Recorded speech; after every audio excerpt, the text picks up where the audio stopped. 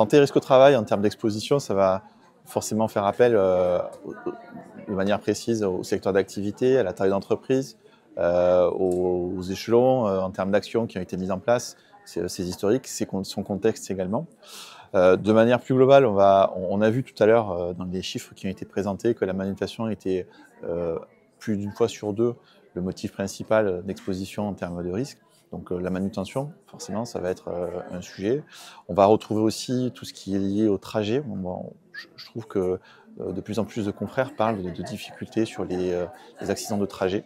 Donc il y a aussi ce modèle-là. Puis de manière plus globale aussi, la partie risques psychosociaux, qui revient de manière plus probante. D'ailleurs, les partenaires sociaux sont demandeurs de manière à pouvoir formaliser des sensibilisations de fond pour accompagner, savoir ce que c'est, ce vers quoi ça renvoie et quels sont les dispositifs qui permettent d'apporter l'aide nécessaire aux salariés pouvant être exposés à ce risque-là. Alors pour ma part, j'évolue dans le médico-social et les EHPAD, donc beaucoup d'accidents du travail, essentiellement liés aux troubles musculo-squelettiques, donc des enjeux de compréhension et surtout de prévention.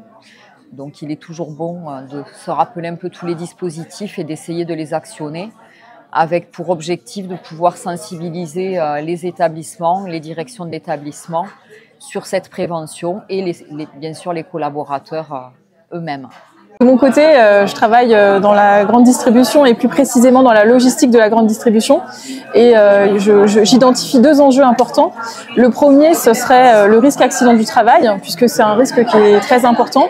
Et il a fallu faire un vrai travail de débanalisation de ce risque accident du travail, en reformant les gens, en leur expliquant toutes les démarches préventives qui sont importantes et indispensables justement pour éviter que ces accidents se produisent ou se reproduisent.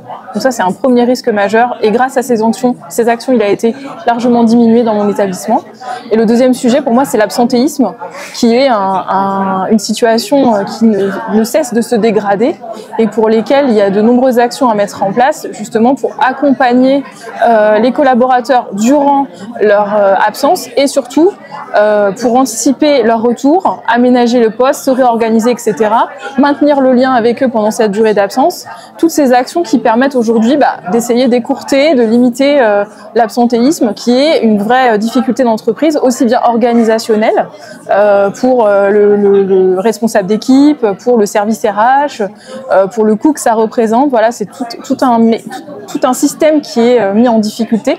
Et donc pour toutes ces raisons, c'est très important d'en tenir compte et de mettre en place ces actions de prévention et de réorganisation pour les limiter et ainsi freiner un petit peu cette proportion qui a tendance à se développer au cours de ces dernières années.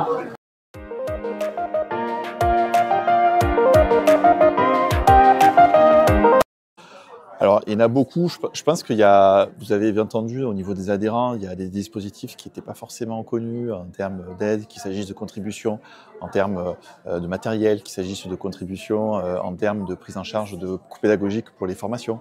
Donc, vous avez vu, ça a nourri de vifs échanges avec les liens intermédiaires avec la médecine du travail. Donc, tous ces rouages-là ne sont pas nécessairement connus. C'était précisément le but de cette soirée co-organisée avec la NDRH Languedoc-Roussillon, Carsatellaire. C'était pour le public RH, d'être saisi du sujet et d'être contributeur de manière directe. Donc voilà, la palette a été présentée. Je pense qu'on n'a pas tout retenu parce que forcément il y en a un certain nombre, mais de manière globale, voilà, c'est la partie matérielle, c'est la partie prévention, c'est la partie accompagnement, c'est la partie formation et pédagogie. Et puis en plus, ce qui est très intéressant, c'est la capacité à pouvoir accompagner en fonction de la taille d'entreprise, du secteur. Il y a la notion de risque chimique qui intervient, la notion bâtiment, travaux publics qui intervient, et la partie risques psychosociaux également dont je parlais tout à l'heure. Donc tous ces aspects-là sont contributeurs. Et en fait, c'est une palette d'interventions qui peut être mobilisée demain au niveau des entreprises. Et je rajouterai un point important, je pense, au niveau RH. Dans les chiffres qui ont été communiqués ce soir et moi qui m'ont marqué, c'est l'exposition des jeunes qui ont entre 18 et 24 ans, qui sont 2 fois plus exposés et concernés en termes d'accidentologie au travail.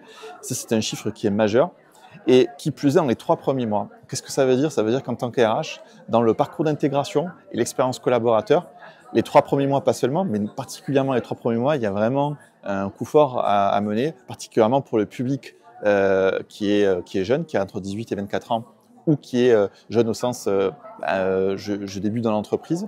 Et il y a aussi peut-être un lien à faire avec les écoles à un moment donné, particulièrement pour nos alternants, je pense, sur cette approche de prévention.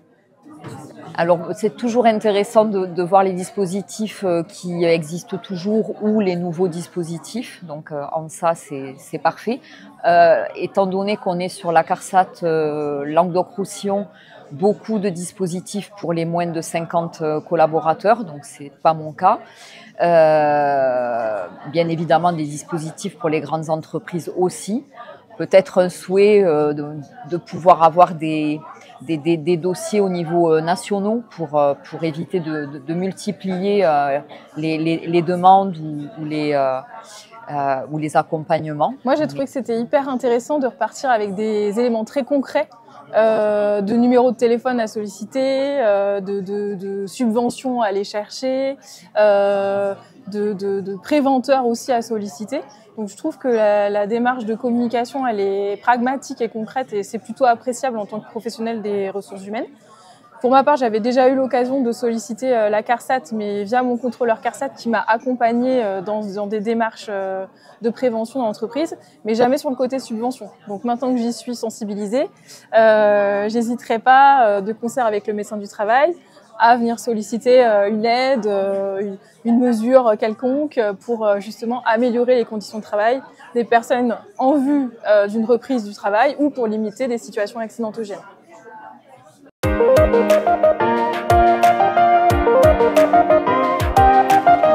C'est la première fois qu'on intervient du coup auprès de la NDRH.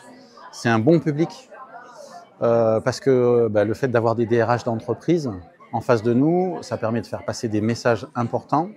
Et les DRH, c'est vraiment une population qui appuie bien nos messages, très souvent présents en CSE, CSSCT. Donc un bon public pour la prévention des risques pro. Alors un grand merci à la NDRH. C'est la première fois effectivement qu'on intervient avec eux. Et je pense qu'on va renouveler l'expérience.